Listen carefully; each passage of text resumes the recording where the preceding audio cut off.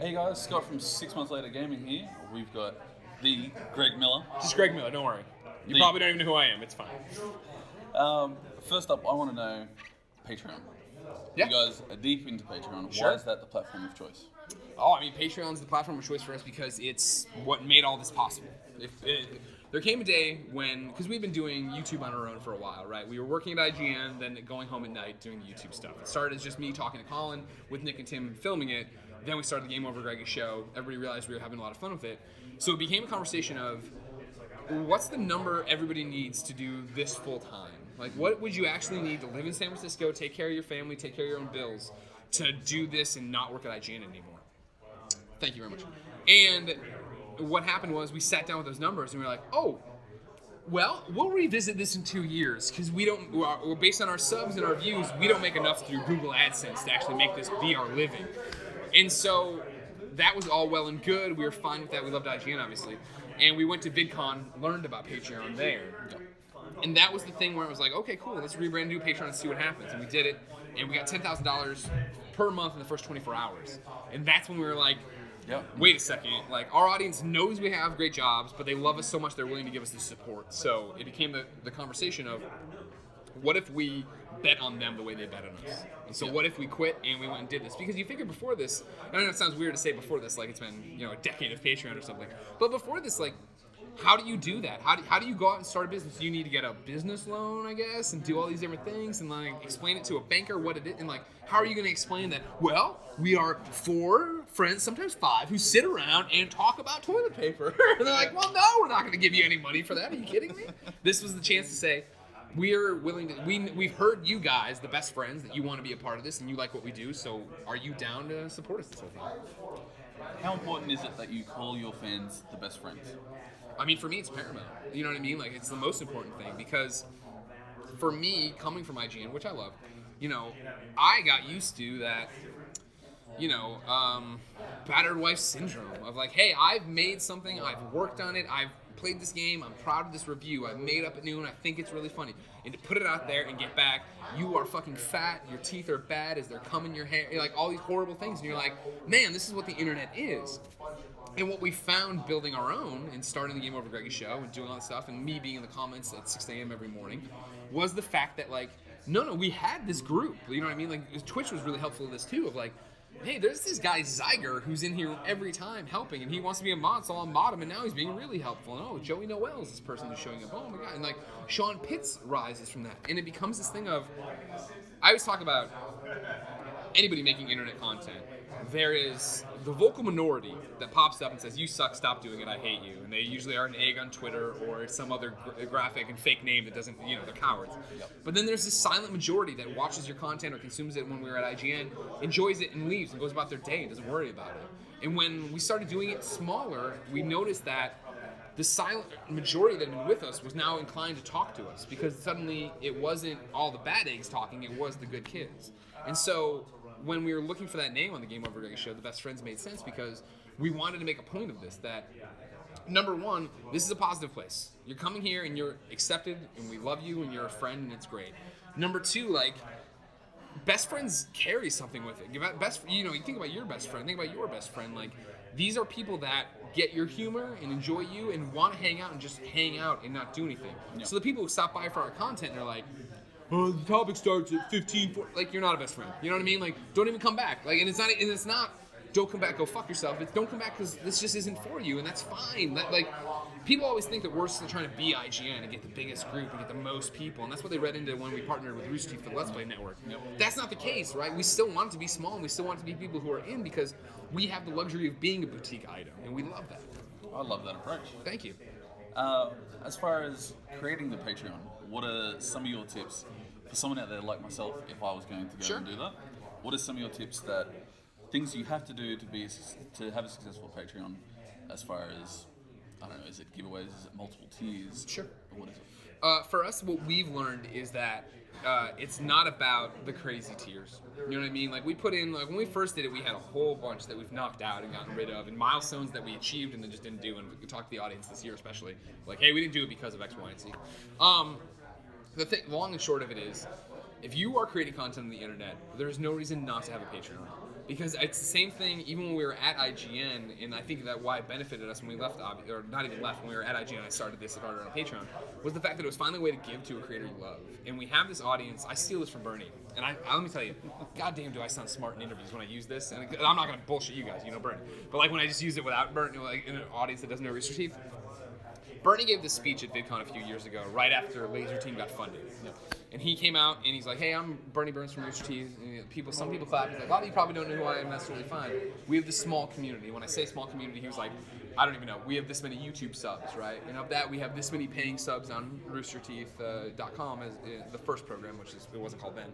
And then he's like, and we just funded Indiegogo for X millions of dollars for Laser Team. And he's like, but the money is what everybody gets hung up on. But that's not. He had the page up. That's not the number that's most important. We raised the X millions of dollars, but we did it off of these wide number of patrons. And I didn't call them patrons. That's what me starting to pepper my own terminology. But it's the same argument with us, right? Of like, great, both channels have 250,000 YouTube subs. That's great. We love it. It's awesome. I have, I'm coming up on 1 million Twitter followers. That's fucking stupid. I have no idea why anybody follows me on. And you go down, but it's like for us, it is the fact that if you combine the patrons on both Patreons, it's something like 18,000. But we've done surveys where it's like most people are supporting us both times, so you figure it's more like 10 probably. And of those 10,000 people, they are giving us I'm not familiar right now with the date, but it's like $50,000 a month, a little bit more. And it's because they appreciate the content, and now there's a clear way to say, hey, thank you. It's a tip jar for your barista, right? And it is that thing of the emails we get, the messages we get of, hey man, I just got laid off, or something happened with my dog, or I'm not going to be able to donate. And we have to write back like, no, it doesn't matter. No, don't worry. Like, it's great that you're able to support us, but this never needs to be.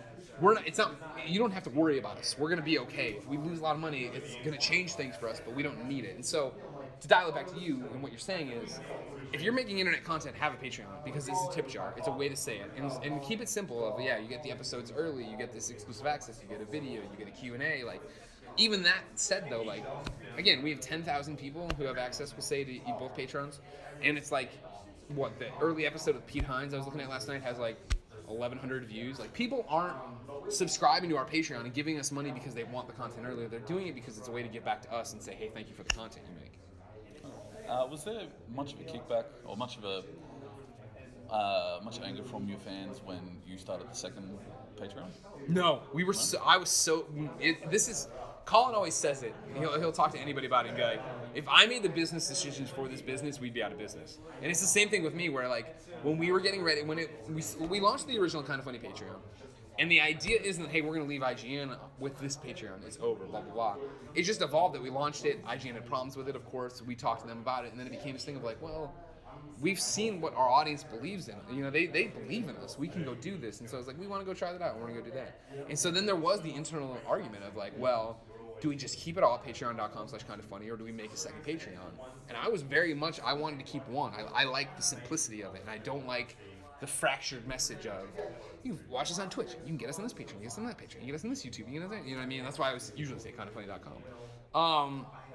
But Tim was very pro it, and we luckily the people who run Patreon are fans of us. They were fans of us at IGN, and that's actually that VidCon where we learned about Patreon was because we left a panel and we were signing autographs, and these guys walked by like, oh, fuck Greg Miller from IGN. They ran over, I'm like, hey man, what's up? I'm like, blah, blah, blah. They were wearing Patreon shirts. I'm like, oh, you know Patreon? I'm like, yeah, I'm the VP. And I'm like, whoa, what, you are Patreon? And so we had a meeting with them, da da da. It's like, when we came back to them, like, hey, like, we're getting ready to leave and we're going to do a games thing. They're like, you need to do a second one. And we were like, well, won't people feel like we're grabbing their money? We're doing this. And like, they're like, no, you guys get YouTube, right? You're going to start a second YouTube channel for the games. And I'm like, yeah, of course. And like, it's the same thing where there's going to be people who want to support you and tip you for the games or get the games content early, and there's going to be people who want to take care of you for the Game Over Greg show and your random pop culture stuff. And so that was my initial fear that, I was going to be, we'd put it out there and people would be like, we're already giving you X thousands of dollars over here. Why? And it was the exact opposite, where people were like, here you go. Thank you so much. There's the money. We understand what you're doing. We understand you're taking a chance on us, on this idea. We want to be a part of it. That's really surprising, because you would think it would be the other way. Totally, right? And like, really, it is one of those things where the only time I ever see it thrown in our face is from an internet YouTube commenter, usually somebody, maybe a comment on a story when we're doing something big and like, some other site will pick it up or whatever, where it's like, we give these guys, these people, these idiots, these sheep, give them $50,000 and da da da. And it's like, fuck yourself. We don't care. You know what I mean? Because it's the thing where the best friends get it, and they're like, we don't care. But again, getting caught up on the numbers. That's what those people are doing. Exactly, yeah. And it is that thing of, I am not saying it's, I understand some of their argument. Where I can understand being on the outside and looking in and being like, you're telling me these 4 idiots who quit their job are making $50,000 a month. Fuck them. Why would anyone? But it's like then being now the small business CEO of like, oh my God, like how are we gonna pay for PAX and what are we gonna do here? And we want to get another editor, but we can't do this. Can we bring Joey's part time? You know what I mean? Like the amount of bullshit you have to worry about to run a small business. You know what I mean? Like, and when you when you tally up 12 months of $50,000, it's like, man, we're doing pretty well, and we are. Don't get me wrong, we're doing really well, but it is like. It's not like we're like, we're not Scrooge McDucking into this vault at the end of the night. We try to put it back in the business, as you've seen with the studio, as you've seen with Kind of Funny Lives, where we don't necessarily make a profit. We're putting money into that to make a good show to reward everybody. Oh, you definitely work for it. The amount of content that you guys put out, it's staggering that you can keep up the energy every day. Sure. To do the it's hard. I feel like we failed on the Game Over Greggy show that's up exclusively now. That'll be up by the I don't know when this goes live, but. The Thursday topic on the Game Over Greggy show is literally where one of those where all the wheels come off, and like I think in the beginning of the show I collapsed because it's like we had 2 days to do all the content for last week because we were coming here, and it was I don't know how you have your own life to live. We did the Pete Hines Gamescast and it was awesome, and it corrupted. And so we had to ask him, the VP of marketing and PR from Bethesda, to come back the next day to do another 2-hour podcast with just me, and it's like. It was like one of those things. They're just like, they had a bat, like right in my teeth, and I done a PS I Love You, a Game Over Greggy, a Gamescast, and I was like, oh my God, you know what I mean? Like, But yeah, I think again, the best friends get it, and that's the thing of like what I was talking about with the whole battered wife thing. And I don't know, is that if that's derogatory? I don't know. No. People throw it around, I think, in a real sense, and not in a dick way. But in the fact of early on when we'd fuck up, and I'd come to Patreon and post and be like, hey. Sorry, everybody, this happened, you're not getting early access. I was always like, and all the comments were always like, totally chill, do you, no big deal, thanks for the update, blah, blah. And then it was like, one time where I said, and I was like, I was very clearly like, I'm sorry. And everybody's like, we're not IGN. You don't have to worry. We're not going to bite your face off for this, you know? These are not the people that are on YouTube. Exactly. What are your tips for interviewing people? The tips I always give are not exciting tips. It's do it over and over and over and over and over again, right? Like, on the way here, a best friend stopped me and was like, hey man, great, love your content. And like, that Kojima interview you did yesterday was amazing. And he's like, how did you do it without having notes, without having this and da-da-da? And I'm like, well, it's a cheat code. I've been training to be a journalist since junior high. You know what I mean? It's like, I remember distinctly in college, my first reporting classes, having the legal pad with every question written out and shaking while I called numbers and going like, please don't answer. Please don't. Yeah. Fuck the answer. Hello, I have come to report. You know what I mean? And then it was that.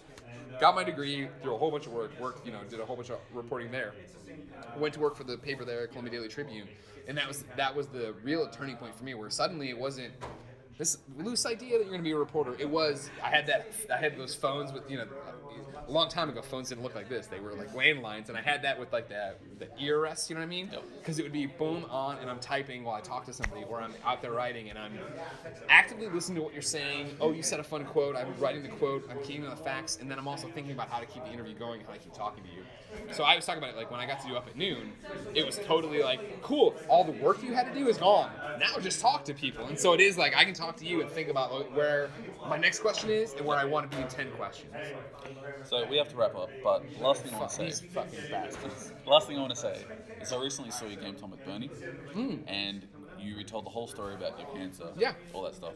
Way to end on a high note, I know, but. Hey, I'm still here, so it's a high note to me. It's a crazy thing. It brought back some memories for me because when I was 17, my grandmother was diagnosed with cancer. Sure. I became her carer for 4 years, and it's just such a raw thing. Yeah. And I'm just glad that you can be here to talk to me today. Well, thank you so much. So, thanks, Greg Miller, for seeing us. No, thank you. Again, this is a brilliant idea for a channel. I was just talking in an earlier interview. Somebody's like, what do you do? How do you stand out if you're trying to get into this? And I'm like, you have to have an angle nobody else takes. That's a fucking perfect angle. Well, it helps that Hideo Kojima, your friend, retweeted me today. Oh, really? Yes. What did you tweet at him? Frame 2. I saw you. Oh, yeah, hell yeah. I was just talking about that, and he was doing the panel with Josh Boggs. Yeah. So he retweeted it, and now I'm famous. So there you go. There you go. You're internet famous just like me. Yep. Let me tell you that, and $2 it'll get you a cup of coffee. Thank you.